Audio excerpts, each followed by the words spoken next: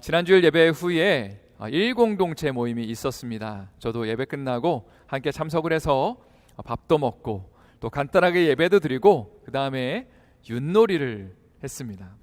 참 재밌게 윷놀이를 즐겼는데요. 평상시에 가라앉았던 모든 성도님들의 야성이 이제 수면 위로 떠오르는 그런 시간이 아니었나라는 생각을 합니다. 윷놀이를 하면서 이런 생각을 하게 됐어요. 윷판이 마치 인생의 판과 같다라는 생각을 하게 됐습니다. 순서대로 윷을 던지고 또 말을 놓는데 내가 의도하든 의도하지 않든 이 말이 다른 사람에 의해서 잡히기도 하고 또 나도 잡아야지만 하는 것이 윷놀이에서 벌어지는 일입니다.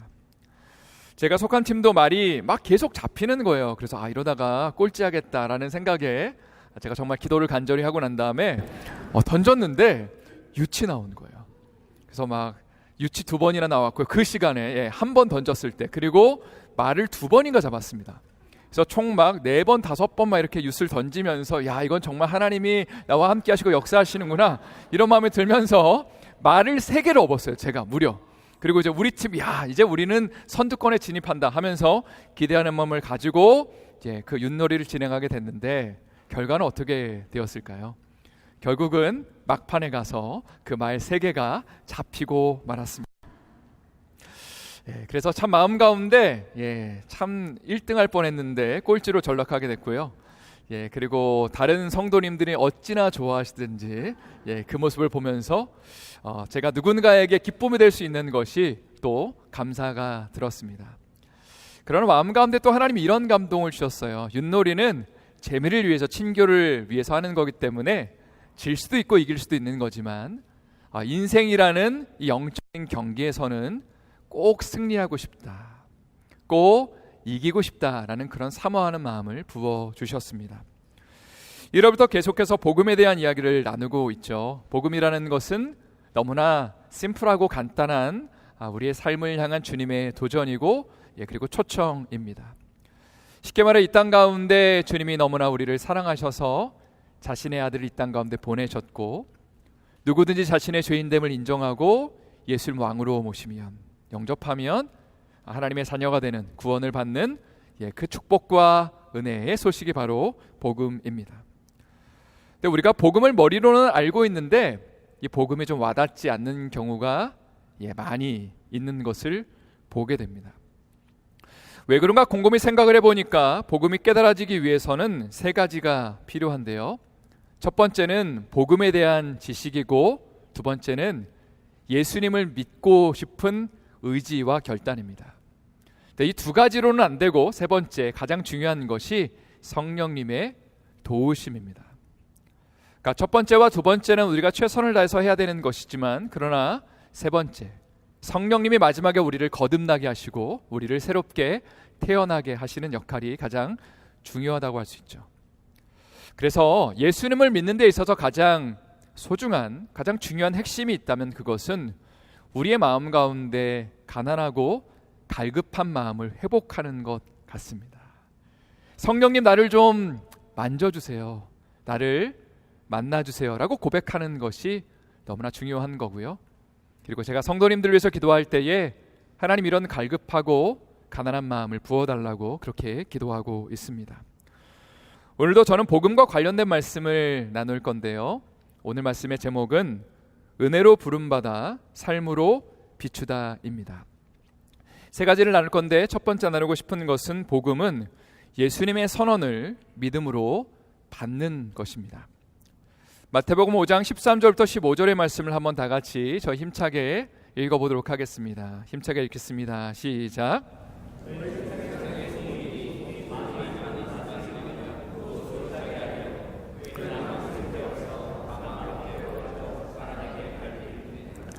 너희는 세상의 빛이라. 산 위에 있는 동네가 숨겨지지 못할 것이요 사람이 등불을 켜서 말 아래에 두지 아니하고 등경 위에 두나니 이러므로 집안 모든 사람에게 비치느니라. 예수님은 여기서 산상수훈, 그러니까 Sermon on the Mountain을 지금 전하고 계신데 너희가 빛의 삶을 살아야 된다, 혹은 소금과 같은 삶을 살아야 된다라고 말씀하시는 것이 아니라 그냥 아예 대놓고 너는 세상의 빛이다. 너는 세상의 소금이다. 라고 그렇게 선언하고 계십니다. 한번 옆에 있는 분들에게 인사했으면 좋겠는데요. 한번 이렇게 인사하겠습니다. 당신은 세상의 소금이고 빛입니다. 다시 한번 인사를 해보도록 하겠습니다. 당신은 세상의 소금이고 빛입니다. 우리가 잘 알고 있는 것처럼 소금은 음식의 부패를 방지하는 역할을 합니다. 옛날에는 고대 시대에는 냉장고가 없었기 때문에 음식이 쉽게 상했는데 그 음식에다가 소금을 쳐놓으면 그것이 보관하는 것이 조금 오래 갈 수 있었습니다. 또 제가 어렸을 때에 할아버지가 양치를 하시는 게 되게 신기했어요. 치약을 묻히시는 게 아니라 소금을 한 움큼 가지고 양치를 하시는 걸 보고 너무 신기해서 나도 따라해봐야겠다 했지만 어느 순간 갑자기 그 소금이 들어가는 순간에 우와 너무 쓰고 너무 짜다라는 마음에 바로 소금을 뱉었던 기억도 있습니다. 소금은 항염 효과와 살균 효과가 있다고 알려져 있고요. 음식의 맛을 내기도 합니다. 또 빛이라는 것은 어두운 가운데서 어디로 가야 될지를 안내하는 역할을 하죠. 또 방이 빛이 없으면 깜깜해서 아무것도 할 수 없는데 작은 불빛 하나라도 딱 들어오면 우리가 앞을 볼 수 있고 그리고 자유롭게 활동을 할 수 있게 됩니다. 그런데 우리가 세상에서 소금과 빛으로 부름받고 소금과 빛의 역할을 감당하는 것은 무엇을 의미할까요? 먼저 썩어가는 세상 가운데 부패를 막는 역할을 하는 것을 의미합니다. 아마 세상 사람들이 보기에 세상이 왜 이렇게 썩었냐, 소망도 없고 희망도 없다라고 하는 이 땅 가운데서 우리의 존재 자체가 이 사람을 보니까 그래도 좀 뭔가 소망이 있는 것 같아 라고 우리가 누군가에게 희망의 모습을 보이는 것을 의미할 겁니다. 또 세상이 너무나 어두워서 사람들이 어디로 가야 될지를 몰라하는 경우가 있죠.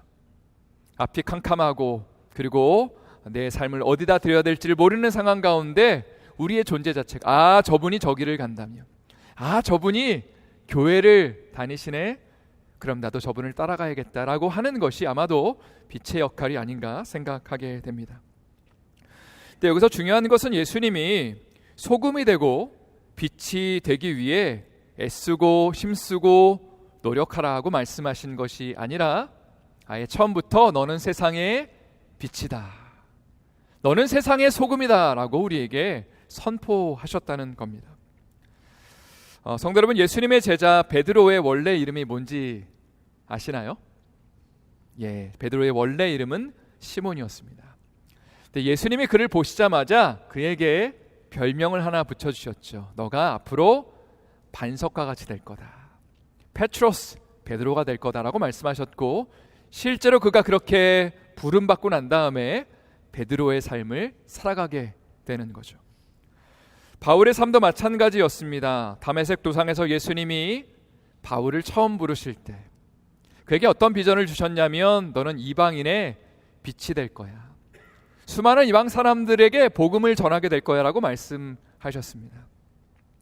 근데 사실 이 말씀이 선포될 당시를 생각해 보면 예수님의 이 선언은 사실 얼토당토하지 않았습니다. 왜냐하면 예수님 믿는 사람들을 핍박하고 죽이고 괴롭히고 참 악명 높은 사람이 바울이라는 사람이었는데 예수님이 그를 향해서 너가 나를 위해, 예수님을 위해 생명 바치게 될 거고 수많은 사람들을 전도하게 될 거야 라고 말씀하실 때에 본인도 그것을 믿지 않았을 거고 주변 사람들도 믿지 않았을 겁니다. 중요한 건 뭐냐면 예수님이 그를 이방의 빛으로 부르셨다는 것이고 실제로 그러한 사람을 만들어 가셨다는 거죠. 사실 우리에게는 사람에 대한 고정관념이라는 것이 있습니다. 누군가의 과거의 행적을 토대로 현재와 미래를 짐작하고 평가하는 겁니다. 예를 들어서 누군가가 다른 사람들에게 막 피해를 주고 해코지하는 삶을 살아왔다면, 근데 그 사람이 만약에 나에게 뭔가 잘해주고 뭔가 좀 막 선물도 주는 것 같으면 아마 우리 마음 가운데 이 사람의 순수한 의도로 이걸 하는 게 아니라 뭔가 꿍꿍이가 있다라는 생각을 하게 될 겁니다.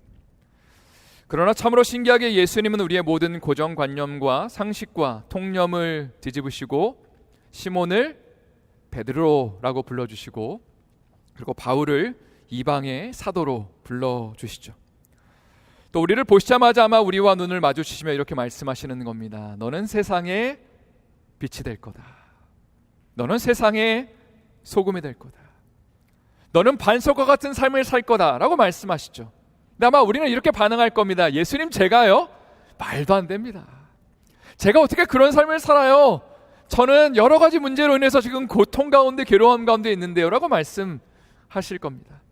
그러나 그때에 주님은 이렇게 얘기하는 것이죠. 그게 중요한 게 아니야. 너가 어떻게 생각하는 게 중요한 게 아니야. 내가 너를 뭐라고 부르는 게 중요한 거고, 그리고 내가 너를 그 이름으로 불러주면 너는 그렇게 실제로 되는 거야 라고 말씀하신다는 거죠. 이런 은혜와 역사가 우리 삶에 좀 일어나기를 예수님의 이름으로 축원드립니다. 두 번째로 나누고 싶은 것은 우리는 예수님 안에서 소금과 빛의 삶을 살게 된다는 겁니다. 앞에서 읽은 본문 마태복음 5장은 산상수훈의 본문입니다. 그러니까 마태복음 5장과 6장과 7장에 걸쳐서 예수님이 산에 올라가셔서 수많은 사람들에게 주옥과 같은 말씀을 하시는 것을 산상수훈, The Sermon on the Mountain이라고 부릅니다. 자, 그런데 우리가 조금 전에 살펴봤던 너희는 세상의 소금이다, 빛이다 라는 그 선언 바로 앞에 예수님이 8가지 복에 대해서 이야기를 하시는데, 산상수훈의 처음 메시지가 바로 팔복에 대한 말씀입니다.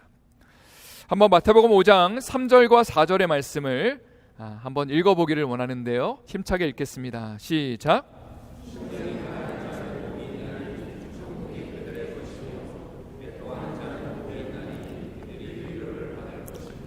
네, 한국말 성경을 보면 심령이 가난한 자라는 표현이 제일 먼저 나오지만 영어 성경이나 헬라어 성경을 보면 복이 있다라는 단어가 제일 먼저 등장합니다. 그러니까 예수님이 수많은 회중들을 향해서 복이 있다라고 이야기하실 때에 사람들이 귀를 기울였을 겁니다. 누가 복이 있지? 그때 예수님 말씀하시는 거죠. 마음이 가난한 사람이 복이 있어. 또 복이 있다 선언하실 때 사람들이 귀를 기울입니다. 그때에 예수님 또 말씀하시는 것이죠.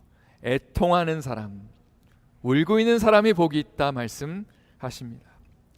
사실 좀 이해가 안 되는 주님의 도전이고 주님의 부르심입니다.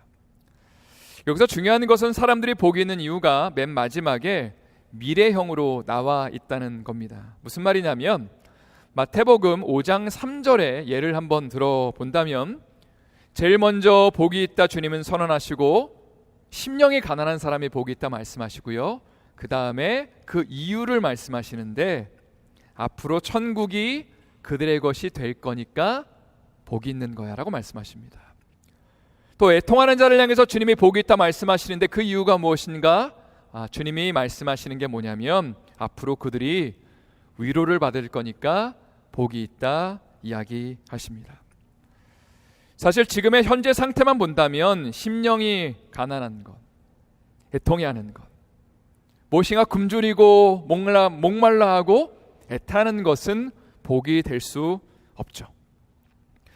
그러나 예수님은 우리의 상식과 생각으로 복이 될 수 없는 상황과 조건들이 앞으로 복이 될 거라고 그렇게 선포하고 선언하고 계시다는 겁니다.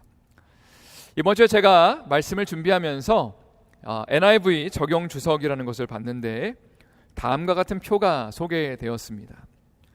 여기 보니까 예수님이 선언하신 복의 내용과 세상이 추구하는 복의 내용이 대조되어서 설명이 되어 있었습니다. 가령 예수님은 심령이 가난한 게 복이 있다고 말씀하시지만 세상은 자기 확신에 차 있는 것, 경쟁하고 자기 자신을 의존하는 것을 복이 있다 말합니다. 예수님은 애통하는 자가 복이 있다고 하시지만 세상은 슬퍼하는 것을 거부합니다. 쾌락과 즐거움, 또 외모의 아름다움을 추구하고 그것이 복이 있다 말하죠. 또 이외에도 예수님은 온유하고 의에 줄이고 목마른 것, 누군가를 긍휼히 여기는 것, 마음이 깨끗하고 화평케 하는 것이 복이 있다 선언하시지만 세상은 우리 스스로가 만족하는 것, 나의 잘남을 증명하는 것, 유능한 것, 때로는 공격적으로 다른 사람들의 것을 빼앗고 우리의 목표를 성취하는 것을 복이 있다고 가르치는 거죠. 아마 예수님이 이런 팔복을 선언하실 때에 일부의 사람들은 그 자리에서 벌떡 일어나서 자기의 집으로 돌아갔을지도 모르겠습니다. 예수님의 이 선언이 마음에 들지 않았기 때문이죠. 무슨 가난한 게 복이 있어, 무슨 애통하는 게 복이 있어, 말도 안 돼 하면서 더 부자가 되고 더 높아지고 더 많이 소유하는 삶을 향해서 그들은 나아갔을 겁니다. 그러나 많은 사람들은 세상의 가치관과 반대되는 예수님의 팔복 선언을 믿음으로 받아들였을 것이고, 그리고 예수님의 이런 선언이 실제로 그들의 삶에 실제가 되고 열매가 되는 그 경험을 하게 되었을 겁니다. 이것이 가능한 이유가 무엇이냐면, 팔복이라는 예수님의 선언이 우리가 이렇게 살아야지 복을 받는다는 명령이나 부담이 아니기 때문입니다. 오히려 예수님은 축복을 일방적으로 선언하고 계시죠. 자, 왜냐하면 한번 잘 들어보십시오. 복음이라는 것은 상처나고 아파하고 애통하는 우리의 상황이 바뀌는 것이 아니라 상처나고 아파하고 애통하는 우리의 삶의 한가운데 빛과 소금 대신 예수님이 들어오시는 사건이기 때문에 그렇습니다. 우리는 이렇게 생각합니다. 우리의 상황과 환경과 애통하는 이 상황이 바뀌면 복이 있는 거 아닌가요? 라고 생각하지만, 복음이라는 것은 여전히 어둡고 앞이 보이지 않는 그 현실 가운데 예수님이, 빛 대신 그분이 나의 삶에 들어오셔서 나를 비춰주기 시작하시는 것. 내 삶은 부패해가는 것 같고 살아있는 것이 느껴지지 않는 그 상황 가운데 이 땅 가운데 소금으로 오신 예수님이 내 삶에 들어오셔서 부패를 막아주시고 생명력이 있는 것들을 시작하시고 거기서 싹이 나고 그리고 열매가 맺히고 꽃이 피는 것, 그것이 복음의 역사라는 겁니다. 그래서 예수님은 지금 제자들이 무엇인가를 했기 때문에 너희가 이렇게 되면 복이 임할 거야 라고 말씀하시는 것이 아니라, 아무 받을 자격이 없어 보이는 심령이 가난한 사람들을 향해, 또 애통하며 아파하는 사람들, 소망이 없다고 말하는 사람들, 어떤 삶을 살아야 될지를 고민하는 사람들을 향해서 너가 복 있는 사람이 될 거라고 선언하시는데, 그 이유가 무엇이냐면 내가 너를 변화시키겠다, 내가 너의 삶을 바꿔주겠다라고 주님이 도전하시고 복이 있을 거야 라고 우리에게 도전하신다는 겁니다. 그리고 나서 팔복 이후에 선포되는 말씀이 바로 조금 전에 우리가 살펴봤던 마태복음 5장 13절부터 15절의 말씀, 바로 우리를 향해서 빛과 소금의 삶을 살아라 말씀하지 않으시고 너는 세상의 빛이다, 너는 세상의 소금이다 라고 선포하시는 장면입니다. 쉽게 말해 빛과 소금의 삶은 우리의 노력을 통해 이루어지는 것이 아니라 빛과 소금 대신 예수님이 우리 안에 들어오시면, 어두운 마음 가운데 주님이 들어오시면 그러면 우리가 빛이 되고 소금이 되는 것이죠. 그런 차원에서 조금 어려운 얘기가 될 수도 있겠지만, 리차드 헤이즈라는 학자가 이런 말을 했습니다. 여러분 잘 들어보세요. 소금과 빛으로의 삶은 팔복의 자연스러운 부산물이다 라는 말을 했습니다. 쉽게 말해 심령이 가난하고 애통하며 의에 줄이고 목마른 자들의 삶의 중심에 예수님이 들어오시면 자연스럽게 삶에 빛이 임하게 되고 우리의 삶이 소금과 같은 삶으로 변화된다는 거죠.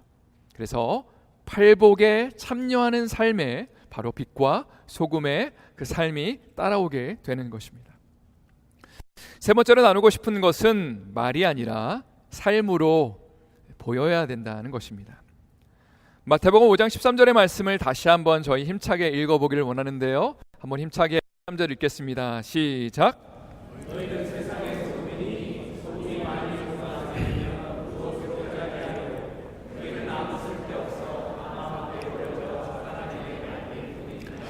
여기서 이런 표현이 와닿습니다. 소금이 만일 그 맛을 잃으면, 그 다음에 조금 뒤에 이렇게 나와 있죠. 후에는 아무 쓸데없어 다만 밖에 버려져 사람들에게 밟힐 뿐이니라. 근데 여러분, 과학적으로는요, 소금은 특성상 짠맛을 잃어버릴 수 없다고 합니다. 근데 예수님이 왜 이런 말씀을 하셨을까요? 마이클 위켄슨이라는 학자는 이렇게 이 말씀을 해석했습니다. 그리스도의 제자들은 그 특성상 그들을 제자로 만들었던 것을 상실할 수 없습니다. 쉽게 말해 우리의 삶 가운데, 어둠 가운데 주님이 빛으로 들어오시면 그 빛된 삶, 그 빛으로의 부르심이 취소될 수 없고, 우리의 삶에 한번 거듭남의 역사가 일어나면 그 구원이 취소되지 않는다는 거죠. 네, 다만 거듭나지 못한 사람들의 삶, 그러니까 겉으로는 예수님을 믿는 것처럼 보이지만 외형적으로는 종교인이지만 실제로는 구원받지 못한 사람들의 삶은 시간이 지나면 맛을 잃은 소금과 같이 드러나게 된다. 그리고 그것이 쓸데없어서 사람들에게 밟히게 된다라고 이야기를 하였습니다. 오늘 본문의 14절과 15절의 말씀을 또 다시 한번 힘차게 읽어보도록 하겠습니다. 14절과 15절 읽겠습니다. 시작.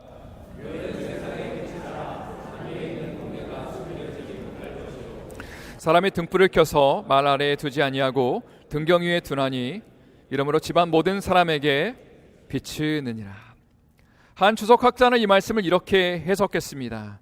산 위의 동네는 특성상 자신의 존재를 숨기는 것이 불가능합니다.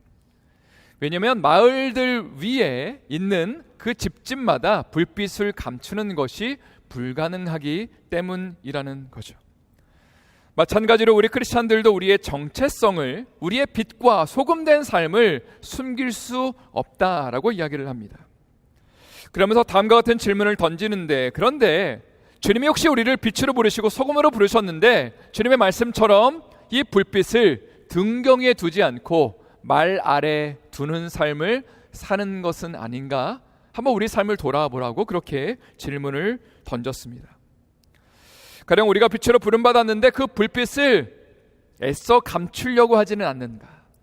예를 들어 말을 해야 될 때에 침묵하는 것, 진리를 부인하는 것, 군중들의 생각에 그냥 따라가는 것, 죄를 용납하는 것, 다른 사람들에게 진리를 설명하지 않는 것, 또 다른 사람들의 피로들을 무시하는 것을 통해서 우리는 빛으로의 부르심을 포기하고 있지 않은가를 한번 돌아보라고 그렇게 물었다는 겁니다. 오늘 말씀을 정리하면서 저의 이야기를 좀 여러분과 나누고 싶습니다. 저는 지금으로부터 한 17년 전에 한국에서 미국의 시카고에 있는 위튼 칼리지 대학원으로 유학을 오게 되었습니다. 제가 목표로 했던 것은 하나였는데 제가 하나님께 이런 고백을 드렸습니다. 하나님, 학위를 따는 것이 목표가 아니라 하나님의 사람으로 준비되고 싶습니다. 제가 정말 하나님의 살아계심을 경험하고 싶습니다. 이런 고백을 담아서 미국 유학길에 오르게 되었습니다. 그래서 조금 더 유명하고 장학금을 주는 학교에 가기보다는 학비와 의료보험이 비싸지만 그래도 제가 목회자로 좀 잘 준비될 수 있는 곳에 가는 것이 맞겠다라는 생각을 하게 됐습니다. 그리고 제가 계산기를 딱 두드려 보니까 하나님이 도와주지 않으면 이 학교는 절대 졸업 못하겠다. 돈이 없으니까요. 그만큼의 돈은 없으니까. 그래서 그런 학교로 일부러 제가 선택한 곳이 바로 시카고의 그 대학원이었습니다. 사실 우리가 하나님이 기뻐하시는 사람으로 준비되고 싶다고 말하는 것, 고백하는 것은 어찌 보면 좀 쉬운 일이죠. 그러나 실제로 믿음의 삶에 참여하는 것, 또 빛과 그 소금의 삶에 우리가 참여하는 것은 녹록지 않은 일이라는 것을 알게 되었습니다. 한 번은 공부를 하는 가운데 등록금이 없어서 어떻게 해야 될지를 고민하다가 이제 우리 믿는 사람들은 기도해야 되잖아요. 하나님께 기도했습니다. 하나님, 제가 어떻게 하길 원하세요? 하나님이 주셨던 감동이 뭐냐면 부모님께 물질적인 도움을 구하지 말고 나한테 구하라고, 내가 책임지겠다라는 그런 마음을 주셨습니다. 그래서 당시에 정말 믿음 고백을 가지고 부모님께 전화를 해서 등록금 이번 학기 주시지 않아도 된다고, 하나님이 책임지실 거라고 제가 선언을 하고 기도원에 들어갔습니다. 그리고 3일 금식을 하고 난 다음에 하나님이 정말 일하시겠다는 확신을 가지고 딱 돌아왔는데 어떻게 됐을까요? 저의 예상을 깨고 등록금이 채워지지 않아서 그래서 미국 유학을 중단할 수밖에 없는 그런 위기에 처하게 되었습니다. 그런데 여차저차해서 기도하는 가운데 하나님이 그래도 미국에 남으라는 마음을 주셔서 당시를 기준으로 가장 싼 어학원을 찾아서 신분을 유지해야 되니까요. 그래서 1년을 어학원을 다니고 그 후에 대학원에 다시 등록을 해서 졸업을 하게 되었습니다. 저는 하나님께 이런 질문을 계속 드렸습니다. 하나님, 저는 하나님이 주신 감동을 따라서 순종했는데 왜 저의 그 길을 순탄하게 인도해 주시지 않으시나요? 왜 등록금 채워주지 않으셨나요? 라고 하나님께 묻고 싶었습니다. 그런데 이런 감동을 주시더라고요. 재영아, 네가 이 땅을 빛과 소금으로 산다는 거는 모든 것들이 다 형통한 삶, 등록금도 채워지고 문제도 없어지는 것이 빛과 소금의 삶을 사는 것이 아니란다. 오히려 나와 동행하는 삶을 사는 것. 너가 적어도 내 음성을 듣고 순종하기 위해서 발버둥 쳤잖아. 그걸 내가 너무나 귀하게 생각한다. 그리고 내가 너와 함께하는 것만으로 너는 이미 빛이고 소금의 삶을 살고 있는 거야 라는 그런 말씀을 하셨습니다. 세월이 흐르고 필라델피아에 와서 사역을 하게 되었죠. 우리가 잘 알고 있는 A 교회에서 6년 반의 시간 동안 부목사와 동사목사를 거쳐서 담임 목사가 되었을 때에 참 감격스러웠습니다. 왜냐하면 그동안 제가 추구하고 하나님 앞에 좀 정말 살아보길 원했던 삶은 어떤 인간적인 화려한 삶, 어떤 멋진 목회를 하는 삶이 아니라 정말 복음으로 성도들을 돌보고 사랑해주고 같이 울어주는, 하나님 정말 기뻐하시는 목회를 이제는 내가 할 수 있구나라는 그런 그 마음이 들어서 하나님 앞에 정말로 기쁘고 감격했습니다. 그런데 정확히 1년 전에 교회를 사임하게 되었죠. 사실 지금도 그렇지만 당시로서는 저에게 어떤 일이 일어났는지를 해석할 수 있는 능력이 없었습니다. 그리고 마치 그동안 내가 열심히 하나님 앞에 정말 발버둥 치며 믿음으로 살아왔던 것들이 좀 와르르르 무너지는 것 같은 그런 느낌이 들었습니다. 정말 주님을 위해서 살고 싶은데, 영혼들을 돌보며 살고 싶은데 이제는 이게 끝난 것 아닌가라는 어떤 마음의 자책과 어떤 두려운 마음, 그 염려 가운데 하나님 앞에 딱 한 가지를 기도하게 됐죠. 하나님, 저의 삶이 주님의 것인데 무엇 하기를 원하십니까? 하나님, 제가 뭐 하면 되죠? 하나님, 제 삶을 인도해 주세요 라고 기도하게 되었고요. 몇 달의 시간 동안 이스라엘과 한국에서 시간을 보내며 다시 필라델피아로 가라는 마음을 받았습니다. 사실 그때에 여기 와야 되는 이유보다 한국에 남고 싶은 이유들이 더 많았던 것 같아요. 근데 하나님께서 감동하시기를 저는 인간적으로 하나님 이것도 해결이 안 됐고 저것도 해결이 안 됐는데 어떻게 합니까? 라고 질문했지만 그런 거 걱정하지 말라고 하시면서 몇 가지 확신과 사인을 주시면서 순종의 발걸음을 내딛게 하셨습니다. 그리고 여기까지 오게 돼서 이제 여러분들에게 이런 질문을 던지고 싶은 거죠. 우리가 주님의 교회를 섬기며 빛과 소금의 삶을 살아내는 게 무엇일까? 그런 질문을 던지고 싶습니다. 화려한 건물을 세우고 수많은 사람들이 몰려드는 큰 교회를 세우는 것이 우리의 부르심은 물론 아니겠죠. 오히려 예수님을 왕으로 선포하고 예수님과 동행하는 교회를 세워가는 것이 우리의 부르심입니다. 그러니까 세상에 많은 교회들이 있지만 물론 그 모든 교회들이 다 귀하고 하나님을 사랑하는 교회지만 특별히 주님의 교회 성도들이 정말 우리 가운데 이런 고백이 있었으면 좋겠습니다. 하나님, 우리의 주인은 바로 하나님이십니다. 어떤 삶의 이슈와 문제들, 또 교회가 어떤 결정을 내릴 때마다 우리의 관심은 이거죠. 우리가 기뻐하는 것을 추구하는 게 아니라 하나님, 우리 교회의 주인이신데 주님은 뭘 기뻐하시죠? 주님, 우리에게 말씀해 주세요. 우리가 그거 순종하겠습니다라고 고백하는 것이 바로 빛과 소금의 역할을 감당하는 교회의 모습이라는 겁니다. 또 조만간 교회의 장기적 장소가 확정되기를 원하는 간절한 바람이 있습니다. 아마 여러분이 소망하는 것보다 제가 소망하는 것이 더 많을 겁니다. 그런데 우리가 항상 기억해야 되는 것은 두 가지입니다. 저를 한번 힘차게 따라해 볼게요. 교회는 건물이 아니라 사람입니다. 또 두 번째로 건물은 사명을 감당하기 위해 존재합니다. 성도 여러분, 건물이라는 것이 우리가 추구하는 궁극적인 꼴이 되어서는 안 됩니다. 오히려 하나님이 어떤 곳에서 예배하게 하시든지 상관없이 이런 고백이 필요한 거죠. 하나님, 우리는 어떤 상황 가운데서도 하나님을 전심으로 예배합니다. 하나님을 정말로 우리는 사랑합니다 라는 고백이 하나님이 정말 기뻐하시는 고백이라는 겁니다.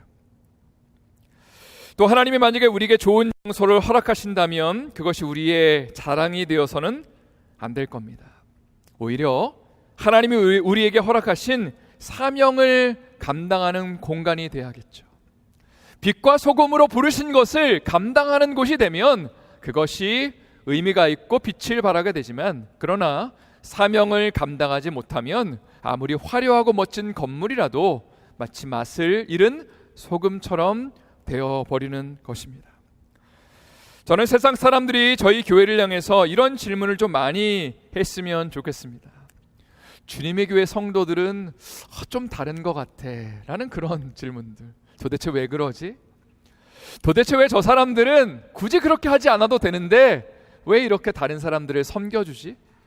저기 가면 왜 많은 사람들이 위로를 얻고 격려를 얻지?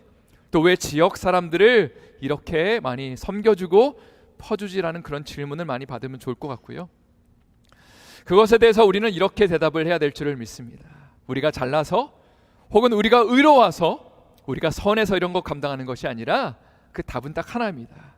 예수님 때문에요. 예수님이 우리를 위해서 생명을 다해 주시고 그리고 우리에게 능력을 주시고 자신의 부유함을 나누셨으니까 우리도 그 은혜에 감사해서 감격해서 이것 나누는 거예요 하면서 그 예수님을 자랑하고 드러내야 하는 것이죠. 이런 삶의 모습들 가운데, 실천 가운데 빛과 소금의 삶을 살아낼 수 있는 것입니다. 이런 은혜와 축복이 우리의 삶 가운데 또 우리 교회 가운데 넘쳐날 수 있기를 예수님의 이름으로 축원드립니다. 시간 한번 기도하실 때에 먼저는 우리의 신앙생활에 가장 중요한 것이 있다고 말씀을 드렸습니다. 내가 고민하며 아파하는 상황과 환경이 좋아지고 나아지는 것이 아니라 그 전에 먼저 그 상황 속에 예수님이 들어오시는 것, 그분이 나를 다스리시고 통치하시는 것, 그것이 가장 중요하다고 말씀을 드렸죠. 이렇게 기도하기를 원합니다. 나의 보잘것없는 삶의 자리 가운데 주님이 정말 들어오시고 무엇보다 예수님을 향한 간절함을 회복시켜 주십시오. 예수님 때문에 가난한 나의 마음이, 애통하며 우는 마음이 위로받고 격려받으며 소망을 얻게 해주시고 주님의 기적을 경험하게 하여 주시옵소서. 또 이 땅에서 빛과 소금의 삶을 살며 예수님을 증거하게 하여 주시옵소서. 이 제목 가지고 함께 우리 기도하는 시간 갖도록 하겠습니다.